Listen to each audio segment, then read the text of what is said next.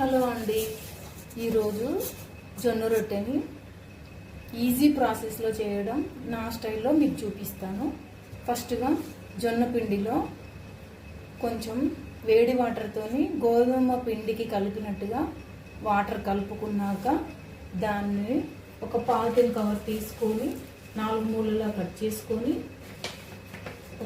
చిన్న ముద్దగా తీసుకొని దానికి 2 వైపులా ఆయిల్ రాసి కవర్ని 2 వైపులా వేసి చపాతీ కర్రతోని చపాతీలాగా రుద్ది, మనకి జొన్న రొట్టె చేతితో చేయడం రాదు కాబట్టి మనము చపాతీ కర్రతో చేసుకోవడం ఈజీ ప్రాసెస్ కాబట్టి 2 వైపులా కవర్ వేసుకొని చేసుకోవడం జొన్న రొట్టె ఈజీ. ఇలా తీసేసుకొని ఇలా పెనం మీద వేసుకుంటే జొన్న రొట్టెలు రెడీ అవుతాయి. Easy process. మీకు నచ్చితే ఒక లైక్ చేయండి.